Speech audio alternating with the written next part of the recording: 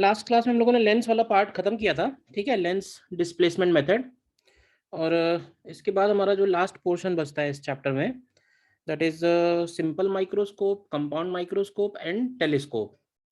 ठीक है, तो सबसे पहले हमको ये समझना पड़ेगा कि सिंपल माइक्रोस्कोप हुआ या कंपाउंड माइक्रोस्कोप हुआ या टेलीस्कोप हुआ, all these instruments are used, but why? इन सारे इंस्ट्रूमेंट्स को यूज करने के पीछे पर्पस क्या है? बताएगा कोई? मैग्नीफाई करके देखना किसी चीज को, अल्ट्रा स्ट्रक्चर मैग्नीफाई, पढ़ने के। करेक्ट। मैग्निफिकेशन के लिए हम इन तीनों इंस्ट्रूमेंट्स को यूज कर रहे हैं। और उस मैग्निफिकेशन को अगर हम अब डिफाइन करें फॉर ह्यूमन आई, तो वहां पे हम लोग एक टर्म डिफाइन करेंगे कॉल्ड विजुअल एंगल। ठीक। अच्छा, ये सब तो हमको मालूम ही है, मतलब हम सब लोग जानते ही हैं कि भाई ह्यूमन आई से जब हम कोई ऑब्जेक्ट देखते हैं, तो ह्यूमन आई में एक लेंस है, क्यों भाई? लेट्स से ये मैंने एक सिंपल स्ट्रक्चर बनाया है ह्यूमन आई का, तो क्या इसमें एक लेंस यूज हो रहा है? क्यों भाई? कौन सा लेंस है ये?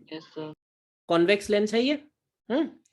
तो अगर हम कोई भी ऑब्जेक्ट अगर हम इस कॉन्वेक्स लेंस से इसका इमेज बनाए, तो इसका इमेज कहाँ फॉर्म होता है? मान लेते हैं कि h हाइट का ये ऑब्जेक्ट है और ये in front of our eyes रखा हुआ है, और हमको मालूम है कि पीछे जो स्क्रीन है, स्क्रीन क्या बोलते हैं उसको? Actually it is retina. Retina, जिसके ऊपर स्क्रीन पे इमेज फॉर्म होगा। तो स्क्रीन पे जो इमेज फॉर्म हो रहा है वो कौन सा इमेज है? रियल है या वर्चुअल है? रियल। रियल इमेज फॉर्म हो रहा है, ठीक है। तो देखो है क्या, अगर हम एक रे डायग्राम बनाए तो ऐसे बोल सकते हैं कि ये जो ऑब्जेक्ट है इसका ये एक इन्वर्टेड इमेज फॉर्म हो रहा है, इन्वर्टेड एंड रियल इमेज कहाँ फॉर्म हो रहा है? रेटिना के ऊपर। अब बात आती है कि जो साइज ऑफ इमेज है, मतलब जैसे हमें अपियर होता है, what is the size of image appeared in human आई, तो क्या इसे बोल सकते हैं कि जो साइज ऑफ इमेज है ये वाले एंगल के प्रोपोर्शनल होगा, इस प्रोपोर्शनल टू एंगल थीटा, और इसी एंगल थीटा को हम लोग बोलते हैं विजुअल एंगल। बोलिए भाई, ऐसा पॉसिबल है ना कि अगर हम मान लो सन देख रहे हैं या मून देख रहे हैं, तो सन और मून का जो साइज है वो हमें छोटा अपीयर हो रहा है, लेकिन अगर हम अपनी आईज के सामने कोई कॉइन लेके आते हैं, सपोज 10 रुपए का कॉइन लेके आते हैं आईज के सामने, तो क्या वो कॉइन हमको as compare to sun and moon बड़ा दिखाई देगा? है बात कि नहीं? तो इन दोनों में जो डिफरेंस है, भाई हमको ऐसे तो मालूम है ना, एक्चुअली सन और मून का साइज तो बहुत बड़ा है, कॉइन का साइज छोटा है, बट कॉइन हमको बड़ा अपीयर हो रहा है। तो रीजन क्या है उसका? तो उसका रीजन है कि जो रेटिना पे इमेज फॉर्म हो रहा है, रेटिना पे जो इमेज फॉर्म हो रहा है वो कॉइन के केस में सन मून से कंपेयर करें तो बड़ा है। अभी रेटिना पे जो इमेज बनेगा उसका जो साइज है, यानी देखो ये वाला जो साइज है, अब ये डिस्टेंस तो फिक्स है ना, ये डिस्टेंस तो चेंज होती नहीं है। रेटिना टू लेंस का जो डिस्टेंस है वो फिक्स है, वो नहीं चेंज होता है। तो बेसिकली ये जो साइज होगा ये इस एंगल के प्रोपोर्शनल होगा। अगर हम इस एंगल को बढ़ाएंगे तो हमको साइज बड़ा अपीयर होगा, और अगर ये एंगल छोटा है तो हमको साइज कम अपीयर होगा। तो सन और मून के केस में ये एंगल बहुत छोटा है, क्योंकि सन और मून के केस में ये वाला एंगल स्मॉल होगा, तो ये एंगल और ये एंगल इक्वल आएगा। है या नहीं, बताओ पहले तो what is visual angle? Visual angle को कैसे डिफाइन करेंगे? विजुअल एंगल को हम सिंपली डिफाइन करेंगे angle subtended by an object at eye. बोलिए, इतनी बात क्लियर है? अब दूसरी बात ये आती है कि अगर हम चाहते हैं कि ये एंगल बड़ा से बड़ा हो, ज्यादा से ज्यादा हो, तो उस केस में हमें ऑब्जेक्ट को कहाँ रखना चाहिए? Suppose we want to see something most clearly most sharp image हम देखना चाह रहे हैं उसको, तो हमें उसको कहाँ पे रखना चाहिए? भाई हम लोग ये बोलेंगे कि हमको डिस्टेंस कम से कम करना चाहिए, तो ये बताओगे कि ये वाला डिस्टेंस कम से कम कितना हो सकता है? Where we can place an object least distance. तो ये जो लीस्ट डिस्टेंस है इसको हम लोग कैपिटल डी से डिनोट करते हैं. 25 capital D is called, this capital D is called near point, and near point is approximately 25 centimeter for a healthy human eye. For a healthy human eye, this distance is 25 centimeter. So when we place any object in front of our eyes at a distance of 25 centimeter, then this angle will be maximum. Is it okay? बोलिए. Then this angle will be maximum. तो बोल सकते हैं for maximum visual angle, we should place object at near point. जितनी बातें मैंने लिखी हैं उसमें कहीं कोई कंफ्यूजन है तो बोलिएगा. तो ये जो मैक्सिमम एंगल है, इस मैक्सिमम एंगल को हम लोग थीटा नॉट बोल देते हैं. तो this maximum angle theta naught, क्या इसका value h upon capital D होगा? बोलिए. ये क्लियर है कैसे लिखा है? Yes. Maximum angle theta naught is equal to h upon capital D, because theta will be small. ठीक है ना, हम ऐसे ऑब्जेक्ट्स के बारे में बात कर रहे हैं जो एक्चुअली स्मॉल है, जिनके लिए एंगल स्मॉल बन रहा है. भाई उन्हीं को तो मैग्नीफाई करने की जरूरत है. नॉर्मल चीजें देखने के लिए थोड़े ना मैग्निफिकेशन की जरूरत है या माइक्रोस्कोप टेलीस्कोप की जरूरत है. माइक्रोस्कोप में जरूरत इसलिए पड़ रही है क्योंकि माइक्रोस्कोप में जो साइज ऑफ ऑब्जेक्ट होता है वो बहुत छोटा होता है, और टेलीस्कोप की जरूरत इसलिए पड़ती है क्योंकि टेलीस्कोप से हम जिन ऑब्जेक्ट्स को देखते हैं उनके लिए ये वाला डिस्टेंस बहुत ज्यादा होता है, टेंडिंग टू इन्फिनिटी होता है, जिसकी वजह से एंगल स्मॉल होता है. तो primary reason for use of microscope as well as telescope is that कि नेकेड आइज से अगर हम उन ऑब्जेक्ट्स को देखते हैं तो ये एंगल बहुत छोटा होता है, तो हमें इस एंगल को इंक्रीज करना होता है. तो इस एंगल को इंक्रीज करने के लिए हम डिफरेंट इंस्ट्रूमेंट्स यूज कर रहे हैं. For naked eyes this angle is very small for these objects. दो कैटेगरी है ऑब्जेक्ट्स की, एक वो कैटेगरी जिसमें ऑब्जेक्ट्स का साइज वेरी स्मॉल है. क्यों भाई? ऑब्जेक्ट्स का size,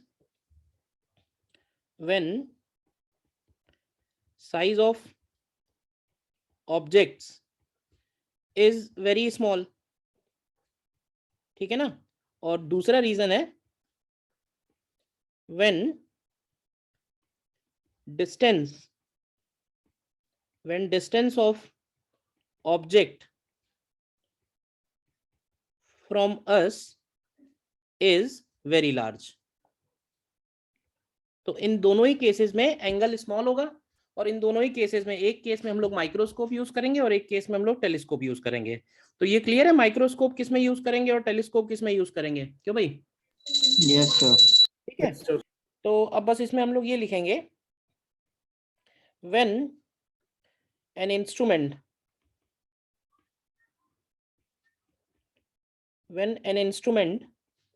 is used to increase visual angle,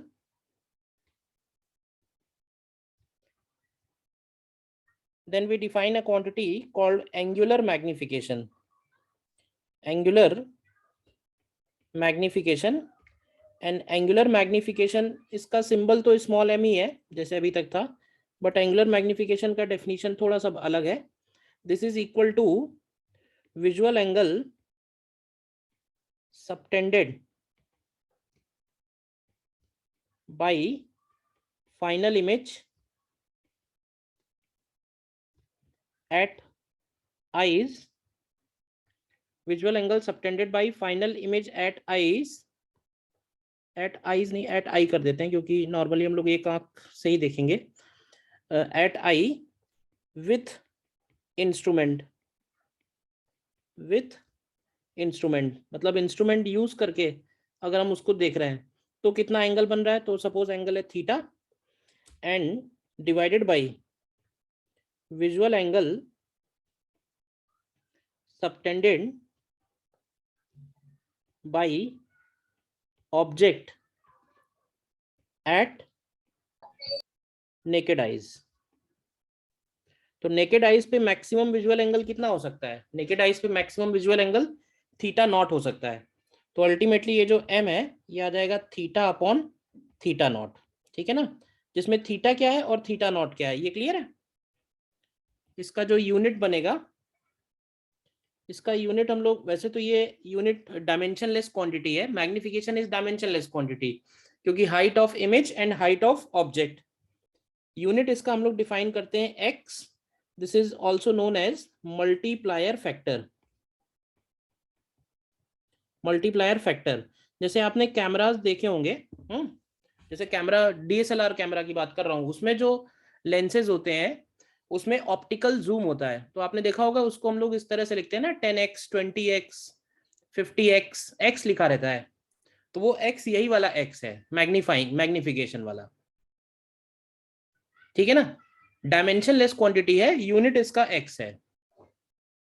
10x का मतलब क्या होगा? What do you mean by 10x?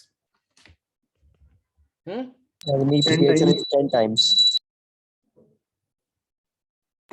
10 times. 10 times magnification है, 10 टाइम्स एंगुलर मैग्निफिकेशन है। एक बार देख लीजिए, नोट कर लीजिए। ए पार्ट और बी पार्ट में मैंने ये बोला है, फिर से देख लीजिए, पूछ रहा है कोई, when size of objects is, भाई माइक्रोस्कोप एंड टेलीस्कोप हम यूज करते हैं, तो माइक्रोस्कोप हम उन ऑब्जेक्ट्स को देखने के लिए यूज करेंगे जिन ऑब्जेक्ट्स का साइज बहुत स्मॉल है, ठीक है ना। बायोलॉजी में तो यूज करते ही है ना, ऐसे बहुत सारे बैक्टीरिया वगैरह, इन सबको यूज करने, देखने के लिए क्या यूज करेंगे? माइक्रोस्कोप यूज होगा। लेकिन टेलीस्कोप हम किस वजह से यूज कर रहे हैं? तो टेलीस्कोप या बाइनोकुलर्स हम लोग क्यों यूज करते हैं? क्योंकि ऐसे ऑब्जेक्ट्स जिन ऑब्जेक्ट्स का डिस्टेंस बहुत ज्यादा है, ये वाला जो एंगल है ना ये छोटा है, इसको बढ़ाने के लिए यूज करना है, सिंपल सी बात है। तो इस एंगल के छोटा होने के दो रीजन है, या तो h बहुत छोटा हो या d बहुत लार्ज हो। तो अगर h छोटा है तो ये माइक्रोस्कोप वाला केस बन जाएगा, और अगर d बहुत लार्ज है तो ये टेलीस्कोप वाला केस बन जाएगा। क्लियर है?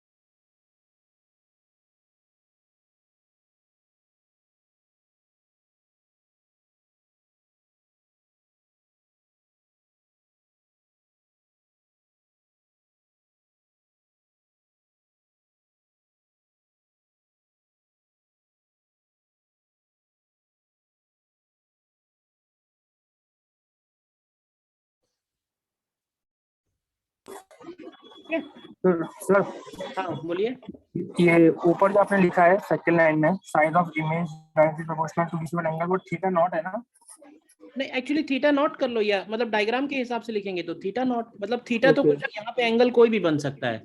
थीटा नॉट हम किसको बोल रहे हैं? थीटा नॉट हम लोग बोल रहे हैं मैक्सिमम विजुअल एंगल को। मैक्सिमम एंगल मतलब ये डिस्टेंस डी भी हो सकती है, कुछ और भी हो सकती है ना, हमेशा थोड़ी ना डी होगी हर ऑब्जेक्ट्स के लिए। तो general value is theta. Okay sir.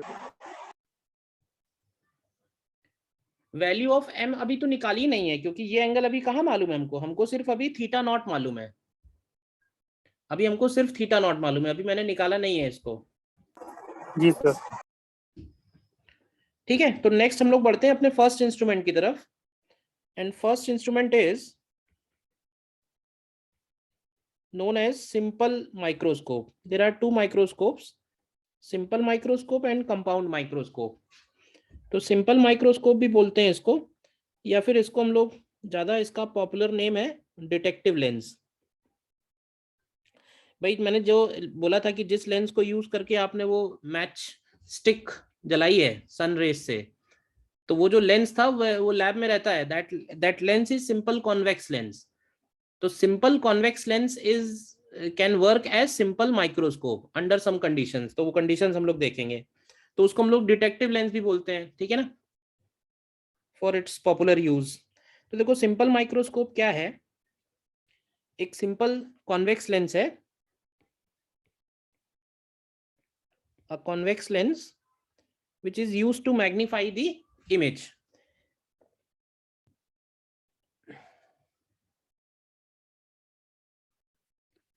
देखो कोई भी इंस्ट्रूमेंट जब हम लोग यूज करेंगे, कोई भी इंस्ट्रूमेंट जब हम लोग यूज करेंगे, चाहे वो माइक्रोस्कोप हो, टेलीस्कोप हो, ठीक है, उन सारे इंस्ट्रूमेंट्स को हम लोग दो स्टेट में कैलकुलेशन करेंगे। दो स्टेट कौन कौन सी हैं? देखो अगर हम मोस्ट रिलैक्स स्टेट की बात करें, मोस्ट रिलैक्स स्टेट, तो देखो हमारी आईज जो है वो मोस्ट रिलैक्स स्टेट में कब होती हैं? क्यों भाई, जब हम पढ़ाई कर रहे होते हैं तब होती हैं, या हम कभी हिल स्टेशन पे जाके पहाड़ों को देख रहे होते हैं तब होती हैं? क्यों भाई? हिल स्टेशन पे जाते हैं तब होती है। भाई ऐसे आसमान में आराम से तारे देखना तो बढ़िया पसंद है ही ना, आराम से लेट के देखो। तो बिकॉज आईज हमारी उस केस में मोस्ट रिलैक्स स्टेट में होती हैं, एंड जब हम कोई भी ऑब्जेक्ट 25 सेंटीमीटर पे रख के देख रहे होते हैं तो वो मोस्ट स्ट्रेन्ड स्टेट होता है। तो दो दो केस हैं एक्चुअली, मोस्ट रिलैक्स स्टेट और मोस्ट स्ट्रेन्ड स्टेट। अब ये है कि हम किस केस में उस लेंस को यूज कर रहे हैं, ठीक है। मोस्ट रिलैक्स स्टेट को हम लोग एक और नाम देते हैं, we also call it as under normal adjustments. अब ये नाम है जो बुक्स वगैरह में यूज हैं, तो ये नाम ध्यान रखो क्योंकि क्वेश्चन में तो इसी तरह से आएगा, अंडर नॉर्मल एडजस्टमेंट्स। और इसको हम लोग बोलते हैं this is maximum magnification, maximum magnification, ठीक है।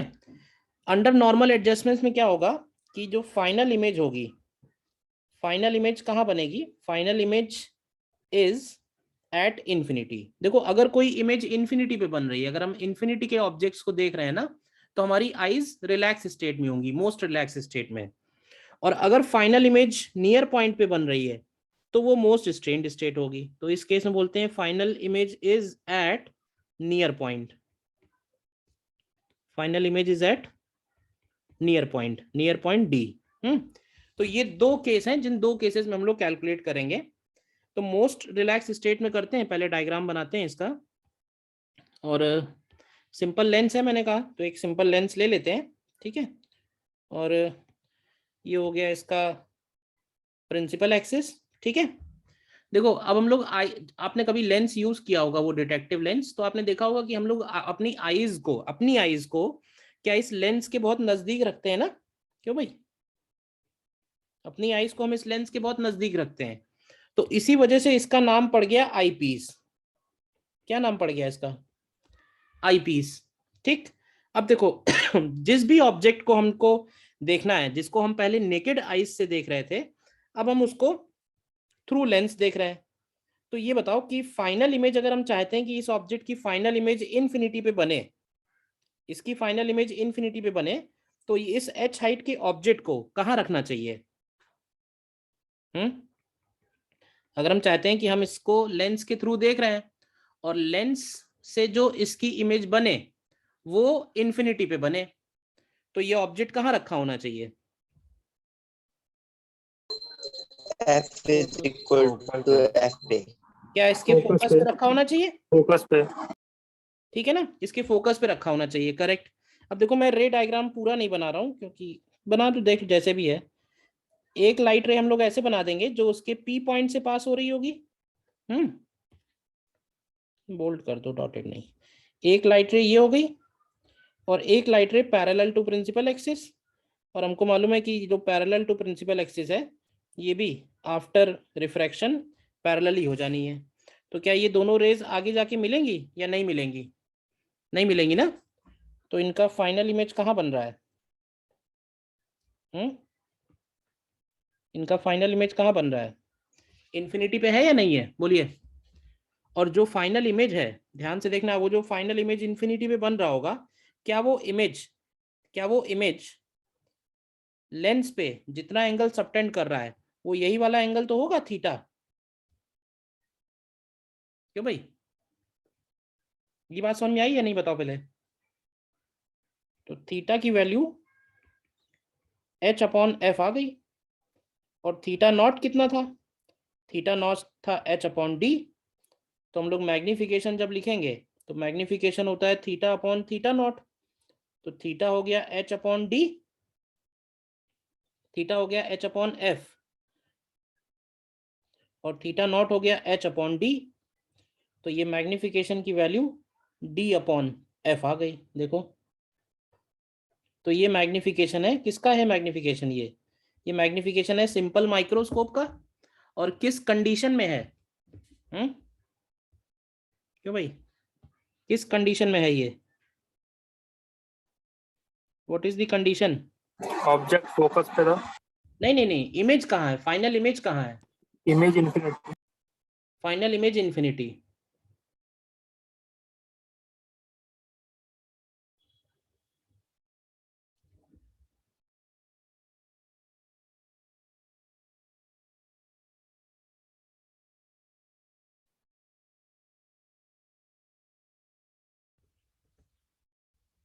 फाइनल इमेज इन्फिनिटी, कंडीशन क्या है, कंडीशन ये कि फाइनल इमेज इन्फिनिटी है। क्लियर है ये? Yes sir. देन दूसरा केस बनाते हैं, और दूसरे केस में हम लोग बोलेंगे कि अब हमको फाइनल इमेज कहाँ चाहिए। क्यों भाई, अब हमको फाइनल इमेज कहाँ चाहिए, At D. अब हमको फाइनल इमेज डी पे चाहिए। तो देखना जरा, ऑब्जेक्ट ले लिया। अब ये बताओ कि फाइनल इमेज अगर हम डी पे चाहते हैं तो इमेज थोड़ी इनलार्ज कर देते हैं, सपोज ये इसकी इमेज है। और ये जो डिस्टेंस है, इमेज हमको मालूम है कहाँ है, ऑब्जेक्ट कहाँ है ये नहीं पता है, ठीक है ना, ऑब्जेक्ट हमको रखना है, ये डी है। तो यहाँ से एक लाइट रे हम लोग ऐसी बनाते हैं, देखो ध्यान से। तो ये लाइट रे तो अनडेविएटेड जाएगी पी पॉइंट से। इधर से हमको डॉटेड करना चाहिए था।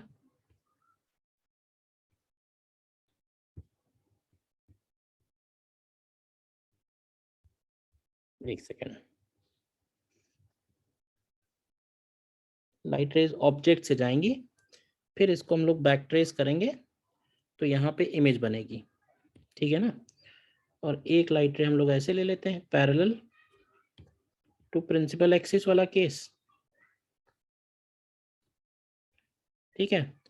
तो ये भी आफ्टर रिफ्रैक्शन इस तरह से जाएगी कि बैक ट्रेस करेंगे तो इमेज पे बनना चाहिए, ठीक है। और हमारी आईज जो है वो यहीं पे हैं, नियर टू लेंस, देखो ध्यान से। तो ये इसका फाइनल इमेज बना है जिसका हाइट h डैश है। और ये फाइनल इमेज कहाँ पे है, डी पॉइंट पे है। और एंगल कौन सा बन रहा है फाइनल इमेज का, तो एंगल ये वाला बन रहा है। अब हमको ये डिस्टेंस अगर मिल जाए, यूई मिल जाए, ऑब्जेक्ट का डिस्टेंस, तो हम थीटा निकाल सकते हैं। क्यों भाई, थीटा की वैल्यू क्या है, थीटा की वैल्यू है h/ui। थीटा नॉट क्या है, थीटा नॉट है h/d। तो मैग्निफिकेशन कितना होगा, मैग्निफिकेशन होगा थीटा नॉट। तो इसको लिखेंगे h/ui अपॉन h/d। तो ये आ जाएगा d/ui। लेकिन ui तो पता नहीं है, तो अब हम लोग सॉल्व करेंगे फॉर लेंस। सॉल्व क्या करेंगे, सॉल्व ये करेंगे कि फोकल लेंथ लेंस का f है, ऑब्जेक्ट का डिस्टेंस कितना है, ऑब्जेक्ट का डिस्टेंस है -ui, और इमेज का डिस्टेंस क्या है, इमेज का डिस्टेंस ध्यान से देखिए तो -d है या नहीं है, -d। और इसको रखते हैं 1/v minus 1/u is equal to 1/f। रखो वैल्यू क्या आएगी, तो 1/-d माइनस 1/u तो हो जाएगा 1/ue is equal to 1/f। तो इसमें अगर हम 1/ue निकालें तो 1/ue कितना आ जाएगा, 1/d प्लस 1/f। तो अगर हम d/ue निकालें, d का मल्टीप्लाई कर दो, तो क्या ये 1 प्लस d/f आ जाएगा। और यही क्या बन जाएगा, यही देखो ध्यान से, तो मैग्निफिकेशन हो जाएगा। बोलिए। तो क्या ये मैग्निफिकेशन पहले वाले मैग्निफिकेशन से ज्यादा है या नहीं है? बोलिए। बढ़ गया कि नहीं बढ़ गया मैग्निफिकेशन? तो ये दो बढ़ केस गया आपको sir। याद रखने हैं, दो केस ये दोनों याद रखने हैं। प्रूफ कैसे किया अगेन नॉट इम्पॉर्टेंट, लेकिन फॉर्मूला जरूर ध्यान रखना है और कंडीशन याद रखनी है कि कौन सी कंडीशन का वो फॉर्मूला है।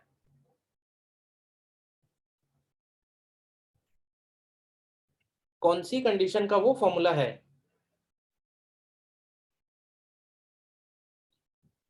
ठीक है ना। सिंपल लेंस अगर हम यूज कर रहे हैं और फाइनल इमेज इन्फिनिटी पे है तो d/f, और सिंपल लेंस यूज कर रहे हैं फाइनल इमेज d डिस्टेंस पे है तो 1 + d/f।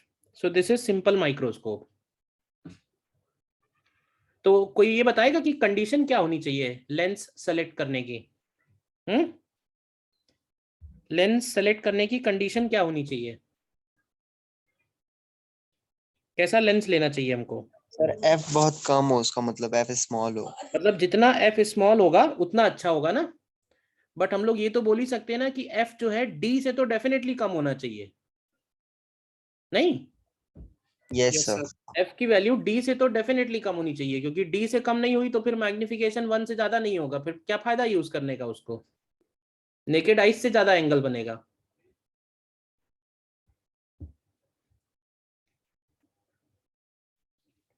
देखो एक बार ध्यान से, कहीं डाउट है पूछिए।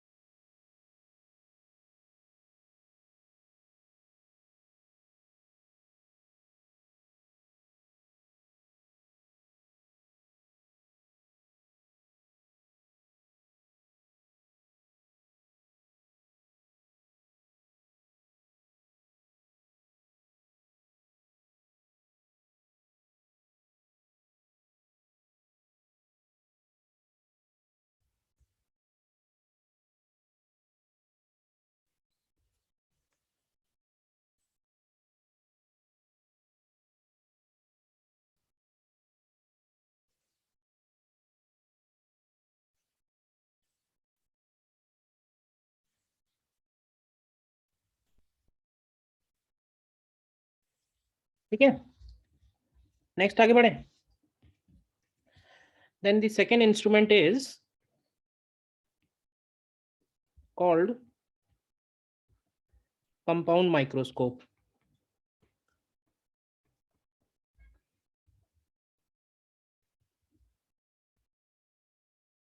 Compound microscope. तो compound microscope, it uses two convex lenses.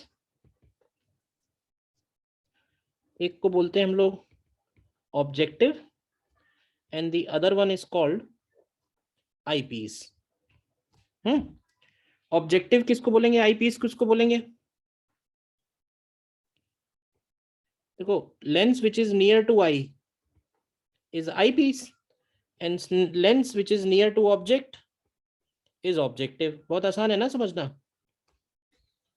Lens which is near to eye is objective, near to eye is eyepiece and near to object is objective. Then objective has smaller focal length and smaller aperture as compared to eyepiece.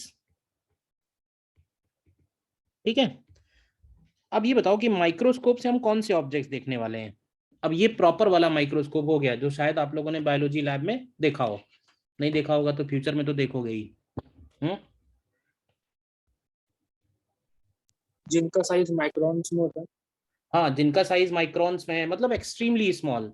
अब देखो है क्या, अगर object extremely small है तो क्या उसको हमको बड़े लेंस से देखना चाहिए? क्या फर्क पड़ेगा, फर्क पड़ेगा क्या?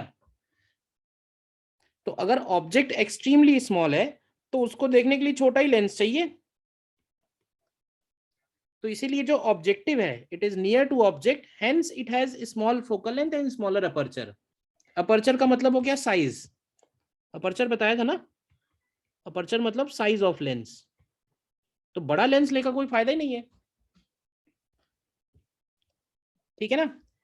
फिर इसमें हम लोग लिखेंगे third point, objective forms real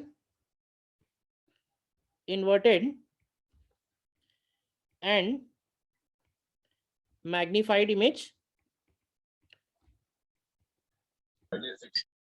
of object and eyepiece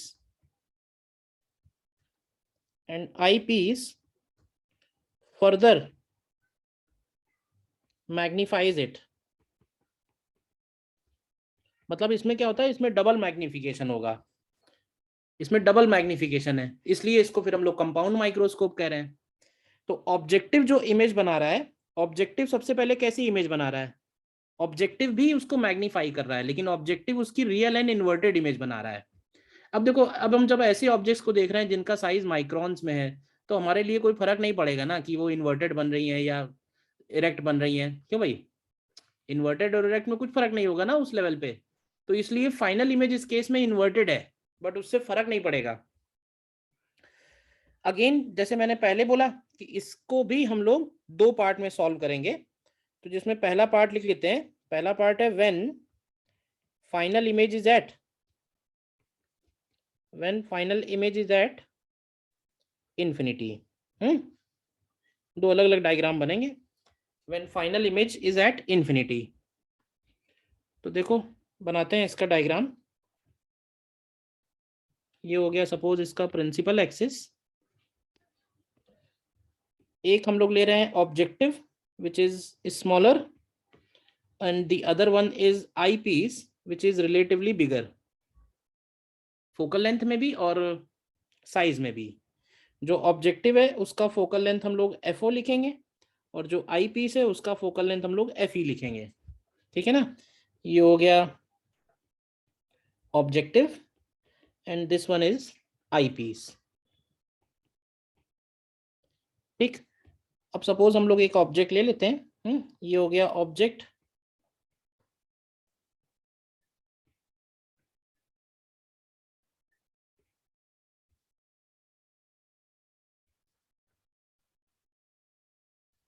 ये हो गया ऑब्जेक्ट, ठीक है। और ये ऑब्जेक्ट का साइज सपोज h हाइट का ये ऑब्जेक्ट है, where h is extremely small and hence we are not able to see it.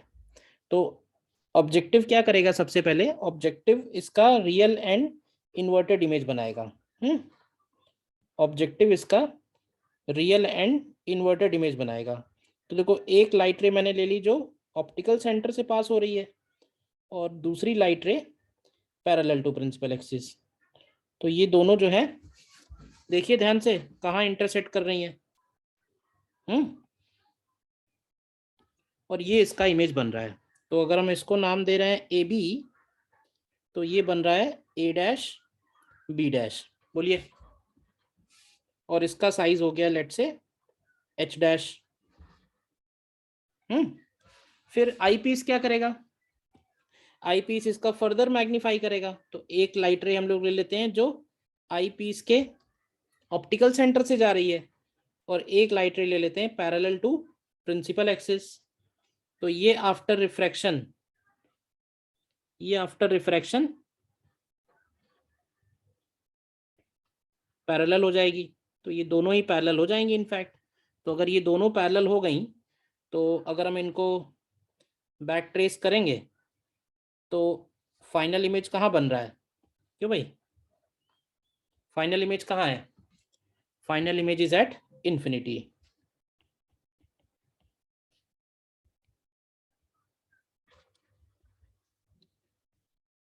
अब ये बताओगे कि ये जो A', B' है इसको कहाँ रखना चाहिए जिससे फाइनल इमेज इंफिनिटी हो।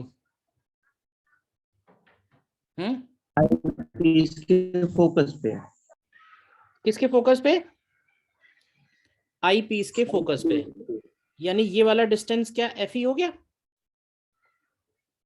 बोलिए।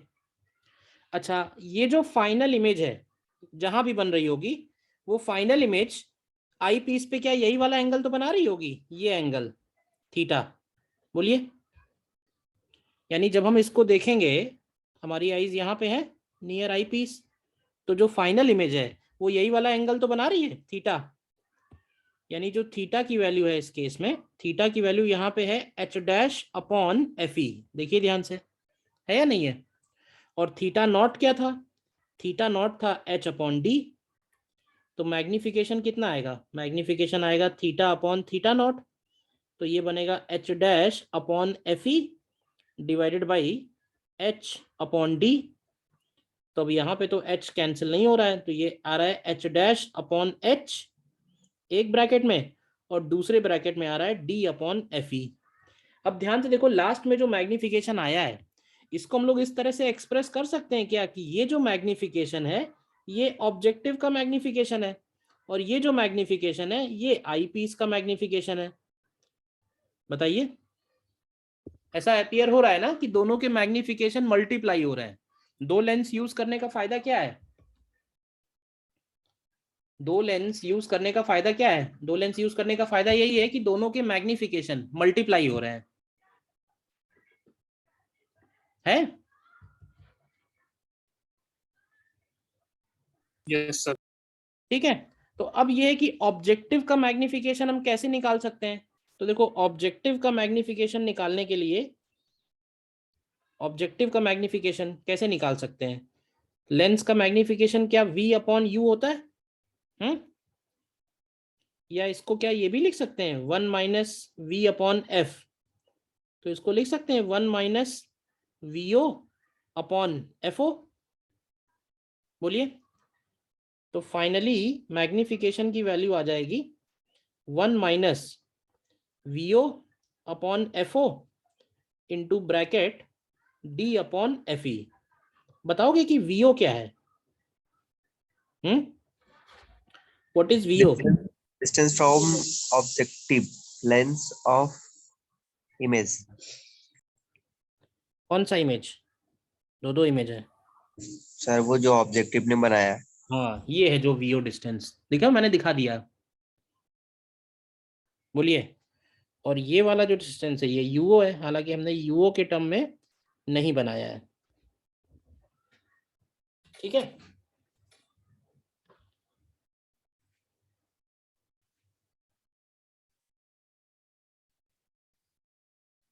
अब एक बात और ध्यान से बताना। अब है क्या कि ये जो फॉर्मूला है, मैं तो यही फॉर्मूला यूज करता हूँ ज्यादातर क्वेश्चंस के लिए, ज्यादातर क्या, इनफैक्ट सभी क्वेश्चंस के लिए। लेकिन एनसीईआरटी में एक फॉर्मूला और मेंशन है। अब क्योंकि एनसीईआरटी में मेंशन है, तो फिर उसको उसी फॉर्मेट में याद करना भी जरूरी हो जाता है। तो एनसीईआरटी में जो फॉर्मूला प्रेजेंट है, उसमें एक टर्म यूज किया गया है, and that term is called tube length. That term is called tube length. तो अगर क्वेश्चन में ट्यूब लेंथ वर्ड यूज है, तो ही आप आगे की बात जो मैं बोलने वाला हूं उसको यूज करेंगे। ठीक है। What is tube length? तो इसकी डेफिनेशन भी थोड़ी सी अलग टाइप की है। ट्यूब लेंथ के बारे में हम लोग लिखेंगे, it is distance,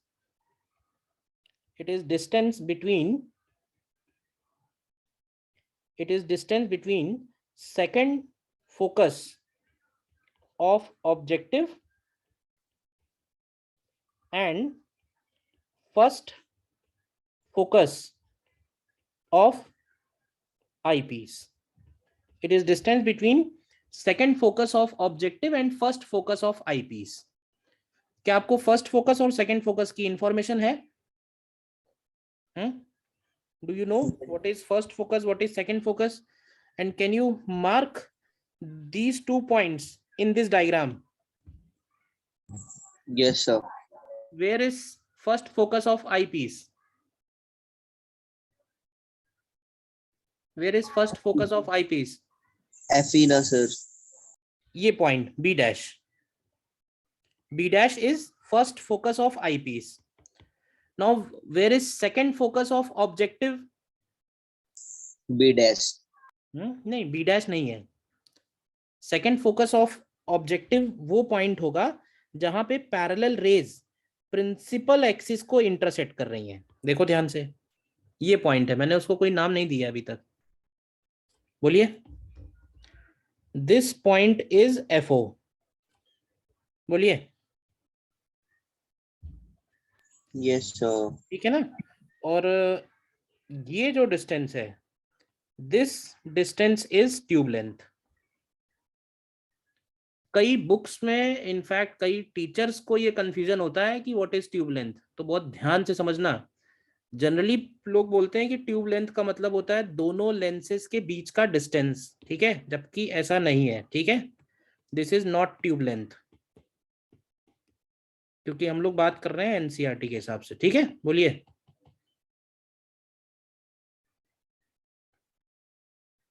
tube length का मतलब क्लियर है? अब मुझे ये बताओ इसी डायग्राम में देख के कि यहां से लेके यहां तक का डिस्टेंस कितना होगा। ये कितना डिस्टेंस है? क्या ये डिस्टेंस FO है? अच्छा, ये डिस्टेंस FO है, ये डिस्टेंस L है। तो can we express V0 as L and FO? Yes क्या लिखेंगे,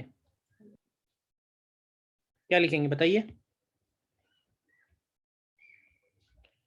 V0 L is equal to V naught minus FO plus L L plus FO, minus नहीं आ रहा है, L plus FO।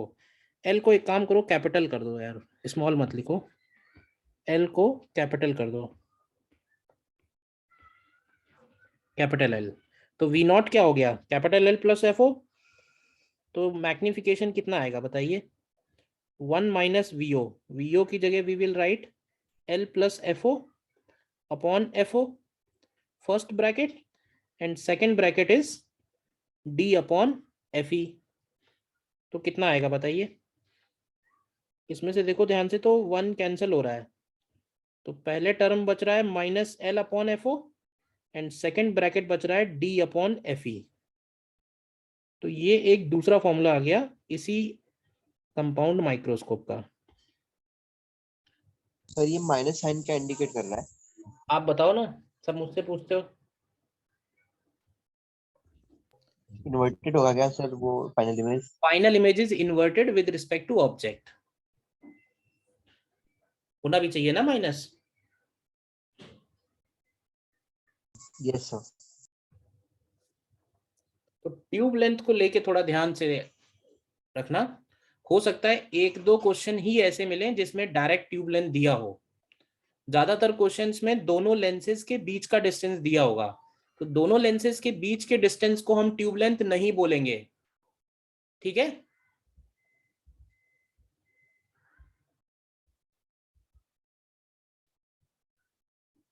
Sir tube length क्या होगी इसमें? ये तो लिख दिया ना मैंने, सामने लिखा तो है। सर वो V not. L capital L is the tube length, capital L is the tube length.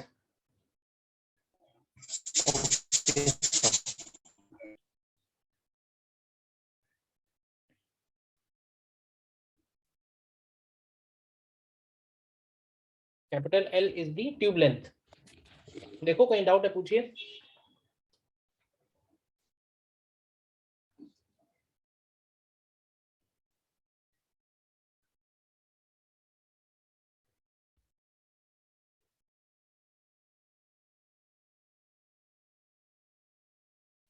Negative sign का तो ऐसा है ना कि अगर ऑप्शंस में नेगेटिव साइन दिया हुआ है तो आपको नेगेटिव लगाना चाहिए, और अगर ऑप्शन में केवल मैग्नीट्यूड पूछा हुआ है तो नेगेटिव नहीं लगाएंगे। क्यों भाई? नेगेटिव साइन तो एक ऐसी चीज है ना जिसके पीछे हम नहीं पढ़ सकते हैं। बात समझ में आई? Yes sir. यस सर हम ये नहीं कह सकते कि सर सर नेगेटिव। वो ऊपर वाले केस आवाज नहीं आ रही सर आपकी। वो ऊपर वाले केस आवाज नहीं आ रही। ऊपर वाले केस में तो पॉजिटिव है मैग्निफिकेशन, ऊपर वाले केस में नेगेटिव नहीं है। अभी आ रही है सर? हाँ अभी आ रही है? हाँ, बोलिए बोलिए। सर वो जो आपने लिखा था वो theta naught is equal to H by D, हाँ वो वाला, वो जो आपने नीचे कंपाउंड माइक्रोस्कोप बनाया उसमें नहीं समझा। थीटा नॉट तो वही है ना, when we see object without any instrument.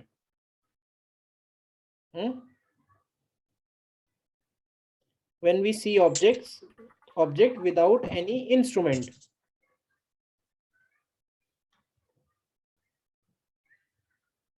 ठीक है।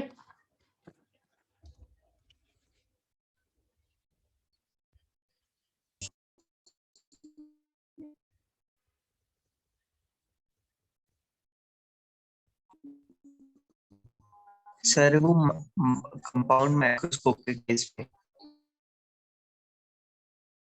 पेयर हम तभी करेंगे जब हमने कोई भी ऑब्जेक्ट, कोई भी इंस्ट्रूमेंट यूज नहीं किया है। तो इस डायग्राम से ये बात समझ में नहीं आएगी, ये बात तो स्टार्टिंग से ही समझ में आएगी कि when we place an object at a distance capital D, then maximum visual angle is there, and maximum visual angle is h upon d.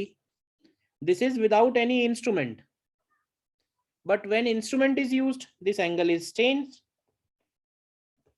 When instrument is used, then this angle is theta. तो compare तो इसी से करेंगे ना, how much magnification is there, how will you compare?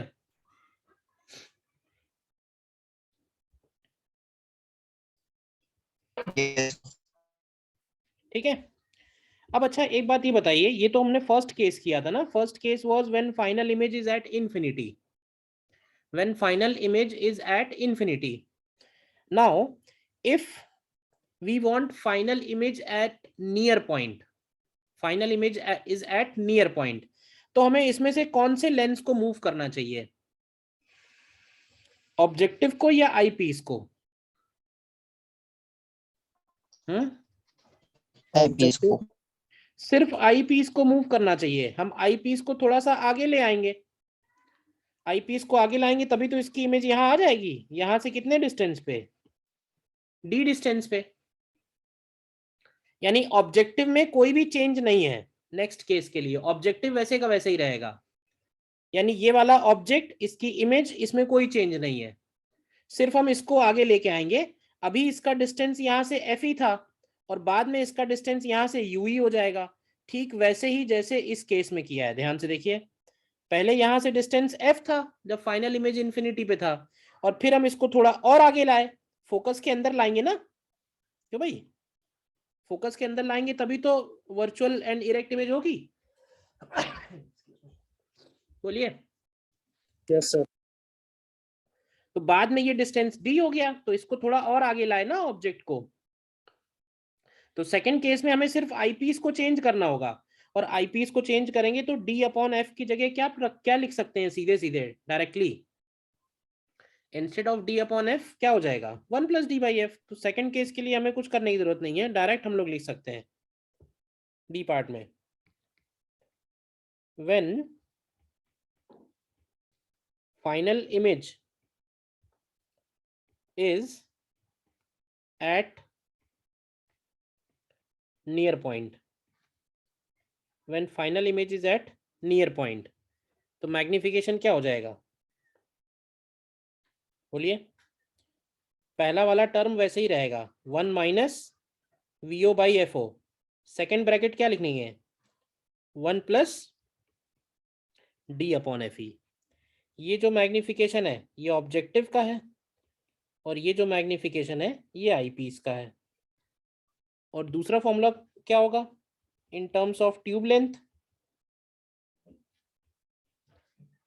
In terms of tube length L,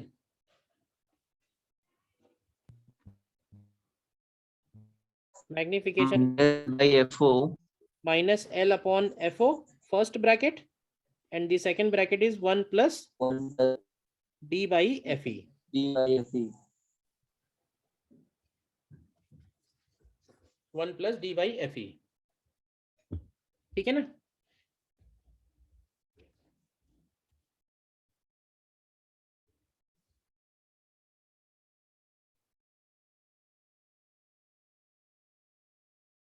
first part is objective, second part is eyepiece. तो आई piece को ही तो हम केवल मूव कर रहे हैं, तो आई पीस को मूव कर रहे हैं तो पहले डी बाई एफ ही था। मैक्सिमम मैग्निफिकेशन में डी बाई एफ की जगह क्या कर देंगे, 1 plus D by F, exactly same as simple microscope, exactly same as simple microscope. बोलिए, understood?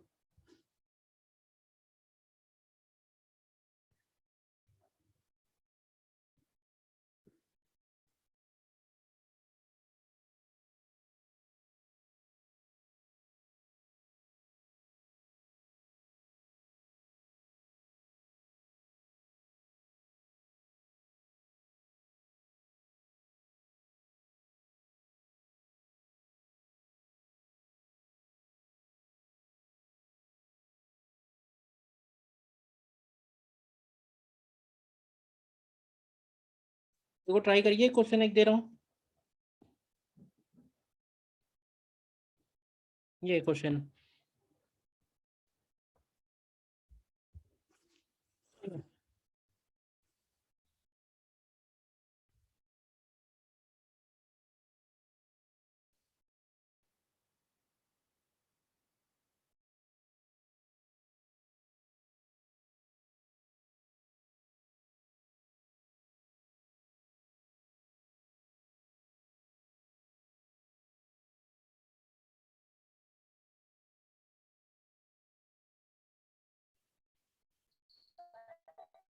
Three point five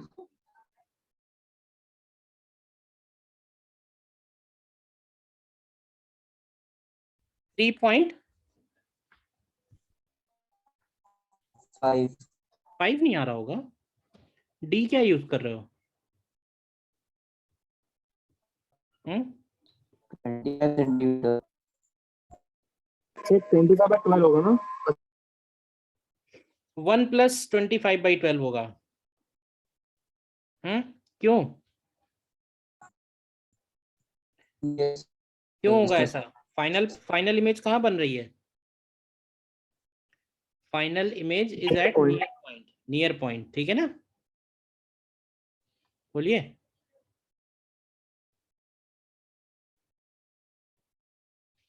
final image is at near point. Yes, sir, got it. Next देखो,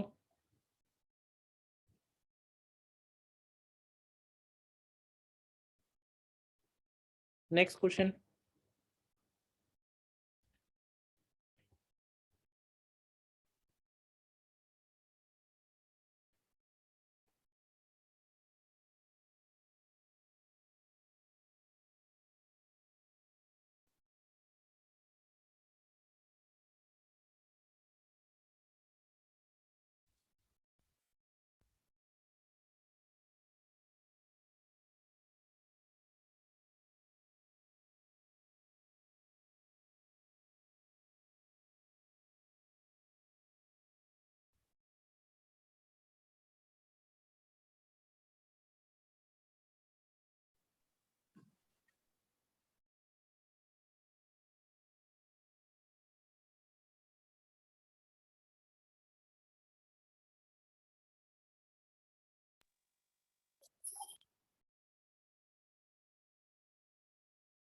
sir 250 आएगा।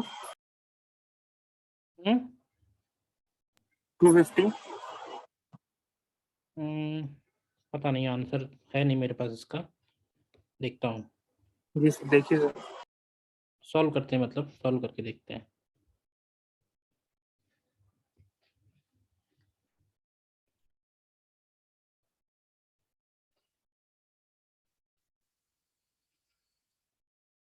This is a question from AIMS 2018। 10D lens है तो focal length कितना हो जाएगा? Focal length हो जाएगा 100/10। फोकल लेंथ हो गया 10 सेंटीमीटर।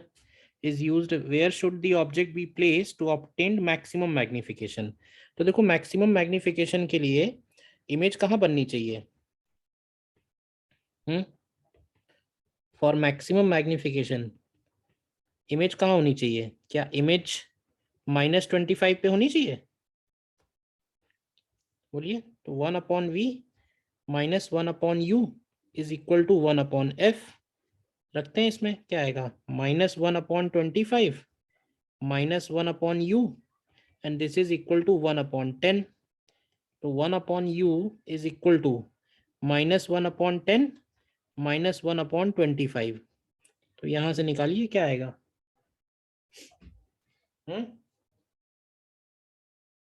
सर फॉर्मूला रॉन्ग ले लिया था मैंने। कितना बनेगा ये? 10 है ना, तो 2.5 कर दो इसको, तो ये हो जाएगा 3.5/25। क्यों? -25/7/2, तो माइनस का 50/7। आ रहा है ये अप्रोक्सीमेटली 7.1 सेंटीमीटर। नहीं आ रहा भाई, किसी ने भी आंसर नहीं दिया। अब तुम लोग ऐसे फॉर्मूला भूलोगे ना, तब तो फिर पढ़ा चुका मैं। पावर से फोकल लेंथ कैसे निकालेंगे? फोकल लेंथ से पावर कैसे निकालते हैं भाई? Power is equal to 1 focal length in metre. तो फोकल लेंथ कितना हो जाएगा? 1/पावर मीटर में, लेकिन इसमें 100 मल्टीप्लाई कर देंगे तो सेंटीमीटर में हो जाएगा, तो 100/t हो गया। सर वो 100 मल्टीप्लाई नहीं किया बस। तो मीटर में आएगा ना फिर तो। ये यस मीटर सर, में है, वही ये वही सेंटीमीटर वही में है, गलती हो गई थी, सिंपली नहीं हो जाएगी। वही गलती हो गई थी सर। अभी क्लियर है? Yes sir.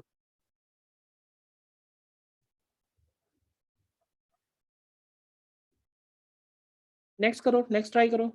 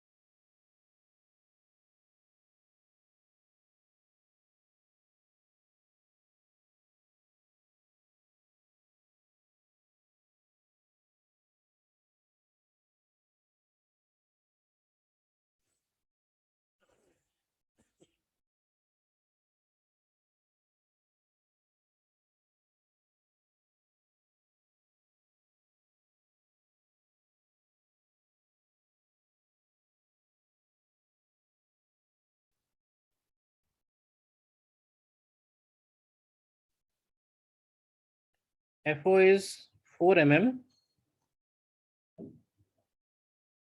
and image is formed at a distance 2 to 4, यानी कि VO is 2 to 4 mm. If angular magnification is 550, normal adjustments, तो angular magnification is वैल्यू लिखेंगे तो -550। नॉर्मल एडजस्टमेंट्स में क्या फॉर्मूला है? 1 - VO/FO सर ब्रैकेट D/FE। क्यों भाई? तो -550 is equal to 1 - VO/FO and D की जगह 25/FE। तो देखो FE यहां से आएगा 2.5 सेंटीमीटर। मैच कर रहा है, एग्जैक्ट मैच कर रहा है। Yes sir. ठीक।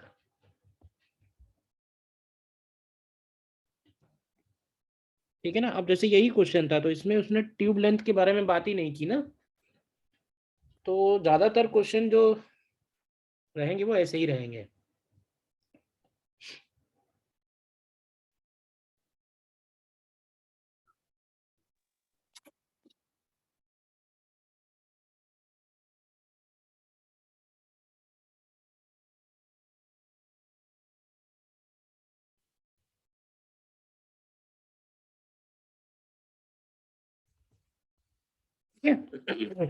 क्लियर है सबको? बोलिए भाई।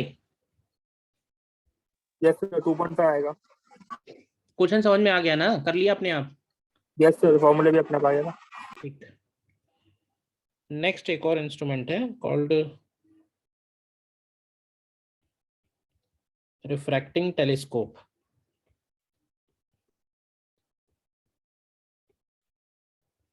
रिफ्रैक्टिंग टेलीस्कोप या बाइनोकुलर्स जो हम लोग यूज करते हैं, देखा होगा, वो है ये। तो इसमें भी हम लोग लिखेंगे कि it uses two convex lenses. It uses two convex lenses, जिसमें से एक को बोलते हैं objective and the other one is eyepiece, just like compound microscope. Objective कौन सा लेंस होगा, आईपीस कौन सा लेंस होगा, अब तो पता है ना। Then second point is objective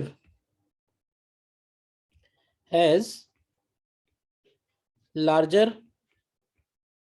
focal length and larger aperture than those of eyepiece। अब यहाँ पे क्वेश्चन आता है कि ऐसा क्यों है, ऐसा क्यों कर रहे हैं? तो देखो है क्या कि टेलीस्कोप से हम कौन से ऑब्जेक्ट्स देखने वाले हैं, जो हमारे पास है, बहुत पास है या बहुत दूर है? बहुत दूर दूर है। है।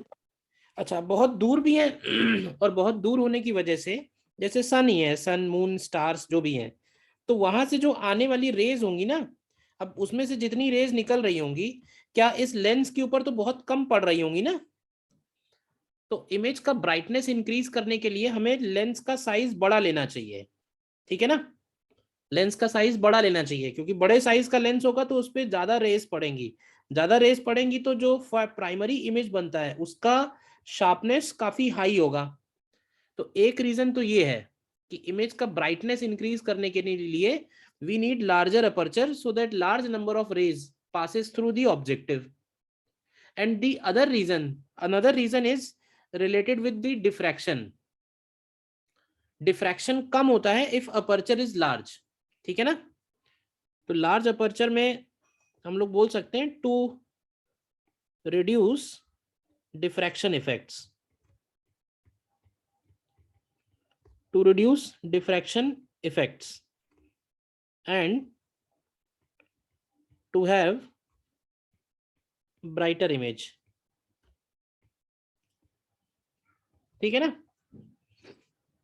बाकी इसमें भी क्या होगा कि प्राइमरी लेंस जो है वो उसका एक इमेज बनाएगा इन्वर्टेड, जिसको बाद वाला लेंस और मैग्नीफाई करेगा।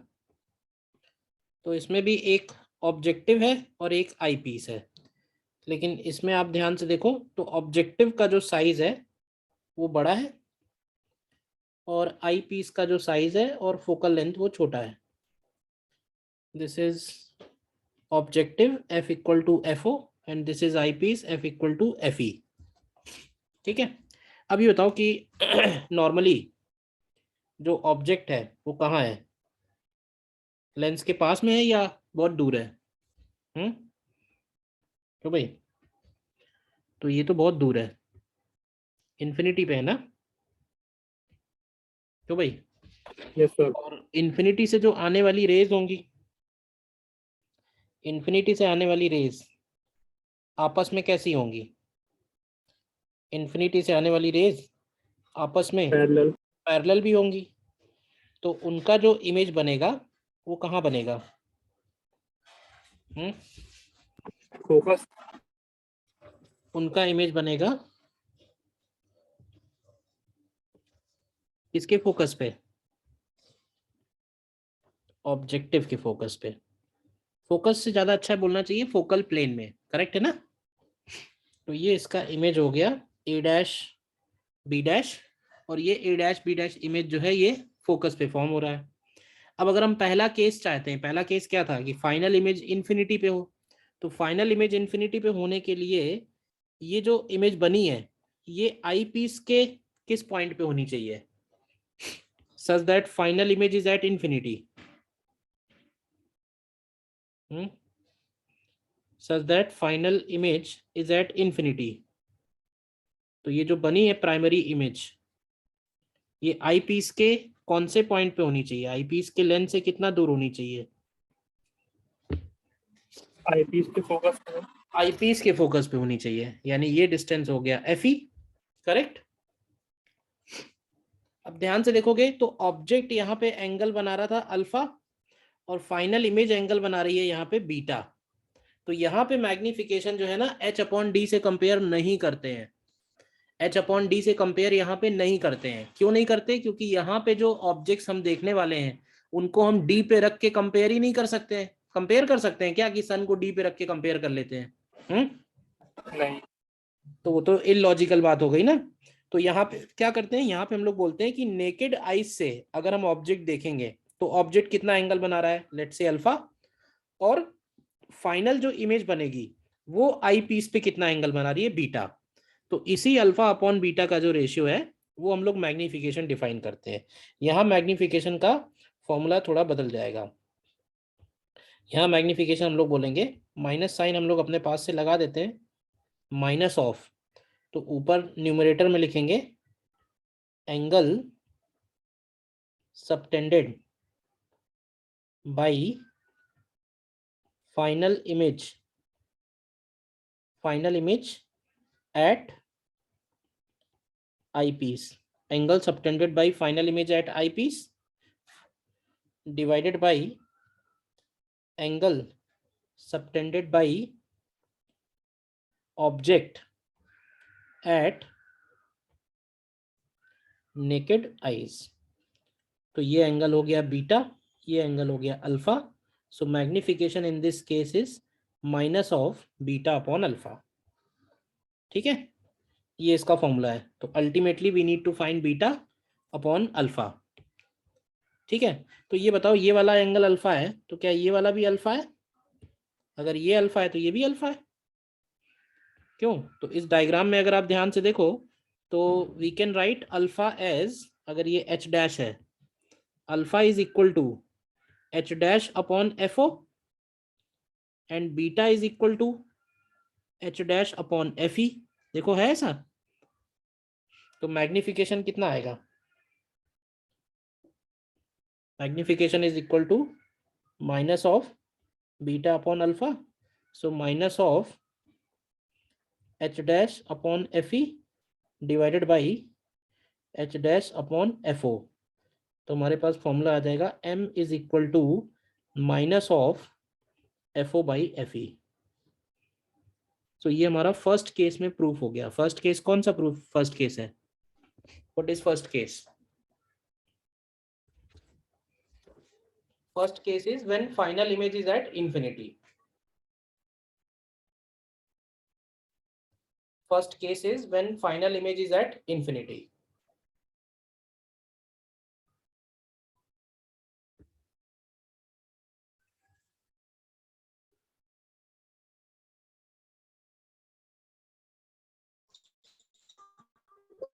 ट्यूबलेंथ क्या होगी?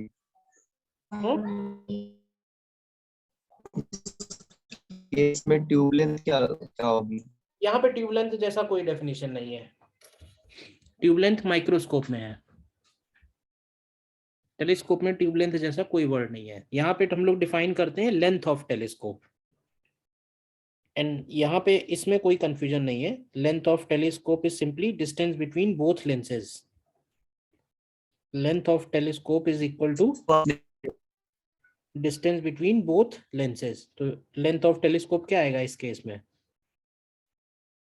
क्यों भाई, F O plus F E होगा?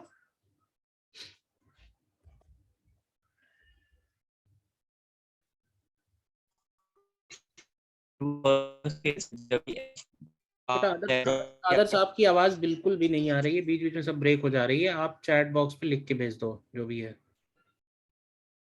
डिस्टरबेंस भी हो रहा है, आवाज भी नहीं आ रही है।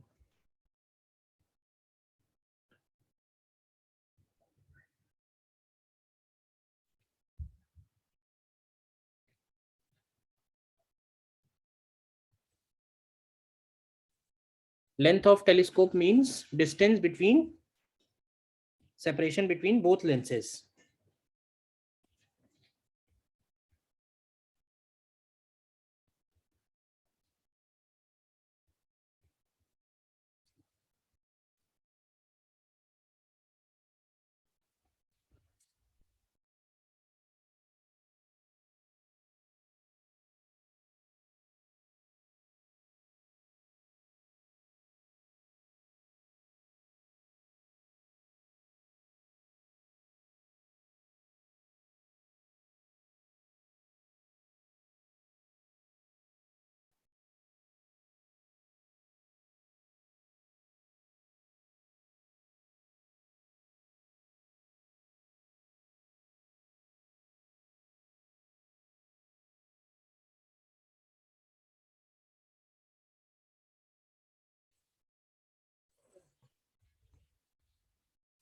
ठीक है, यहाँ तक बताइए।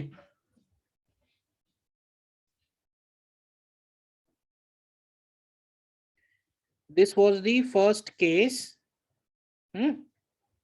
First case when final image is at infinity. अब आप ये बताइए कि अगर हमें फाइनल इमेज नियर पॉइंट पे चाहिए तो कौन से लेंस को मूव करना पड़ेगा? हमको फाइनल इमेज नियर पॉइंट पे चाहिए तो कौन सा लेंस हमें मूव करना है? क्यों भाई? हमको सिर्फ आई पीस मूव करना है, बट मैं डायग्राम एक और बना देता हूँ क्योंकि मुझे तो कम ही एफर्ट्स करने पड़ेंगे। देखो क्या करना होगा, अब हम ये दोनों लाइन हटा देंगे।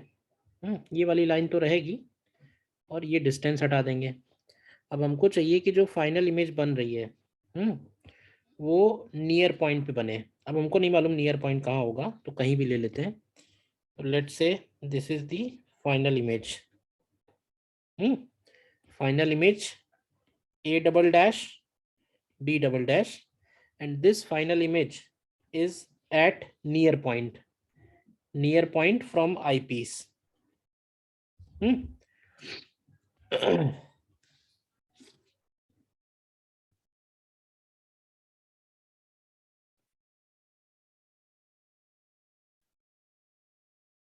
तो ये इसका रे डायग्राम होगा। देखिए तो ये वाला जो डिस्टेंस है, क्या ये और कम हो जाएगा ना? अब ये डिस्टेंस यूई हो जाएगा। बाकी मैंने कुछ भी नहीं छेड़ा है, ध्यान से देखो तो सिर्फ ये वाले डिस्टेंस को एफ से क्या लिख दिया है, यूई। और अब फाइनल इमेज डी डिस्टेंस पे है, तो अगर आप अल्फा निकालोगे तो alpha is equal to H dash upon F O and beta is equal to H dash upon U E. तो मैग्निफिकेशन क्या आएगा? Magnification is minus of beta by alpha and minus of H dash upon U E divided by H dash upon F O. तो ये आ रहा है minus of F O by Yui.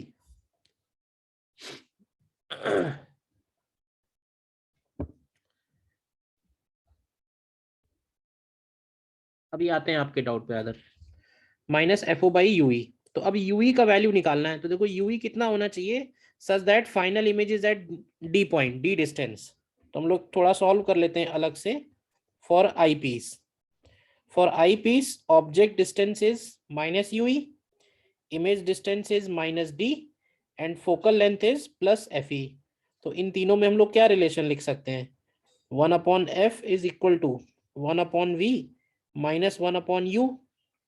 तो 1 upon F E is equal to 1 upon minus D and minus minus plus 1 upon U E. तो 1 upon U E कितना आएगा? 1 upon F E plus 1 upon D.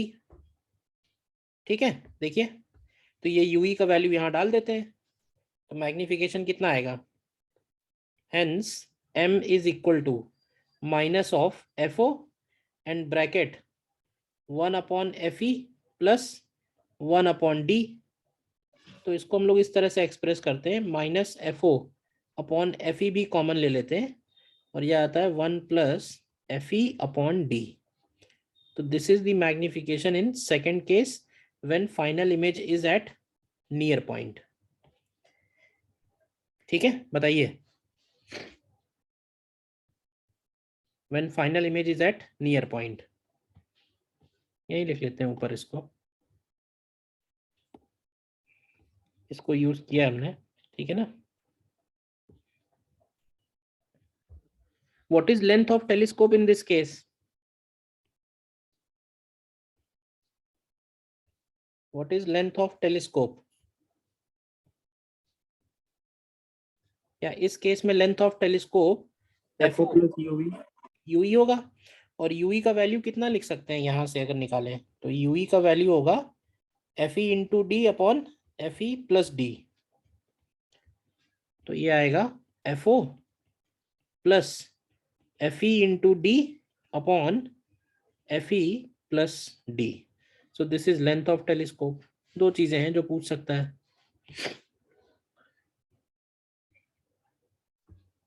देखिए,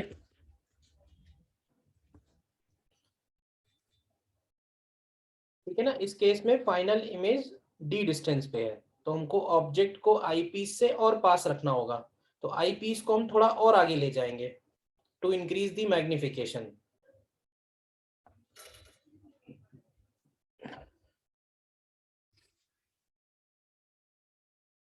ये जो FO बनाया हुआ है इसमें क्या डाउट है? FO तो सीधे सीधे मालूम ही है ना कि अगर इन्फिनिटी से रेज आ रही हैं तो कहाँ बनेगा इमेज? फोकल प्लेन में बनेगा। तो FO तो यही डिस्टेंस होगा। और कहाँ मैंने FO लिखा है? अल्फा का वैल्यू लिखा है, अल्फा ये वाला एंगल है, तो ये एंगल कितना होगा? H/FO। इसी तरह बीटा क्या होगा? बीटा होगा H/FE, H'/FE। And beta and alpha का ही जो रेशियो है वो मैग्निफिकेशन है।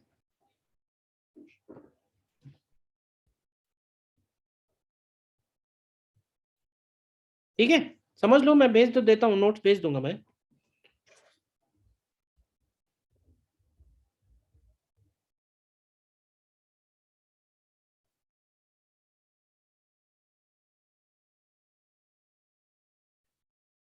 ऐसा तब होता है जब light ray parallel to principal axis होती है।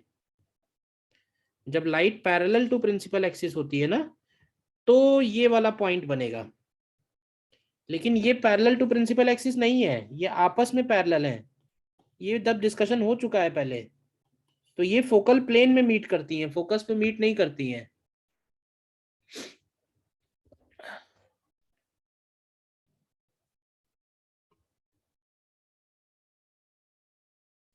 अच्छा, एक और सबसे खास बात, सबसे बड़ी खास बात ये कि ये जो टेलीस्कोप के हम लोगों ने दो फॉर्मूले डिराइव किए हैं, दो है ना, एक ये वाला है when final image is at near infinity, और एक ये वाला when final image is at near point.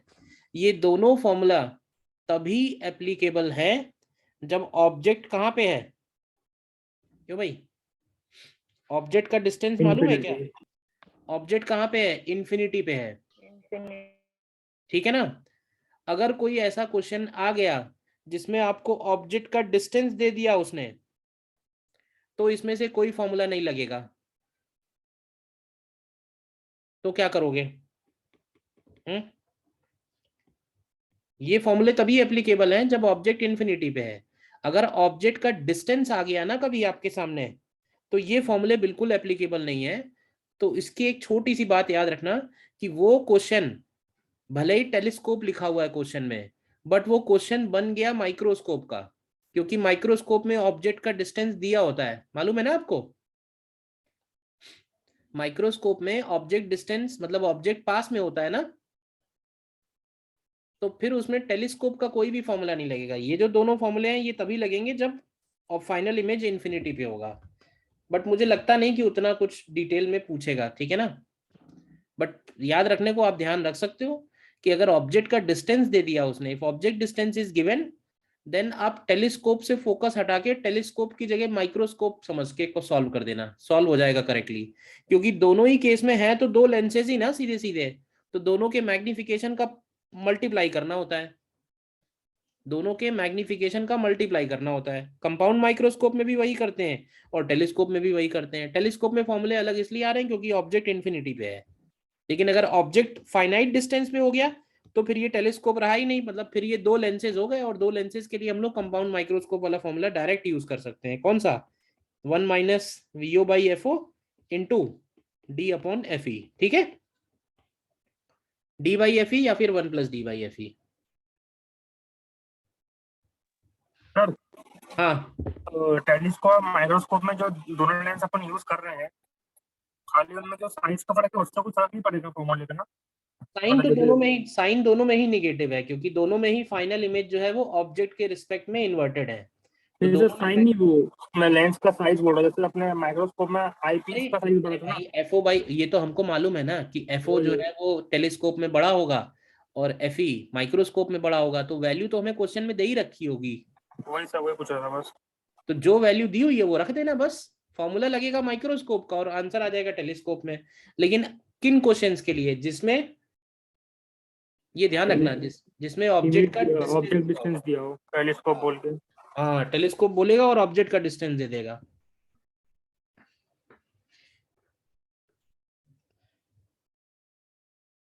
ठीक है, बोलिए। तो this is all about microscopes and telescope, ठीक है। सर हाँ तो आपने अपना चेक करने के लिए एक्स्ट्रा कुछ और है कि नहीं? हाँ, वो एनसीईआरटी में वो भी दिया है, स्कैटरिंग ऑफ लाइट वो सब। मैं अभी उस पे आ रहा हूँ, मैं अभी उस पे आ रहा हूँ, ओके सर। ठीक है ना। एनसीईआरटी में 2-3 चीजें हैं एक्स्ट्रा, एक स्कैटरिंग दिया हुआ है और एक कुछ रेनबो दिया हुआ है। तो मुझे लगता है कि आप एक बार रीड कर लो, उसमें कोई न्यूमेरिकल तो बनेगा नहीं, उसमें कोई न्यूमेरिकल नहीं बनेगा जितनी इंफॉर्मेशन दी है उससे। बट मैं ये जरूर सजेस्ट करूंगा कि एक बार आप उसकी रीडिंग जरूर लगा लीजिए, ठीक है। और उसकी रीडिंग में कोई पॉइंट समझने में प्रॉब्लम होती है तो हम लोग डिस्कस कर लेंगे, ठीक है।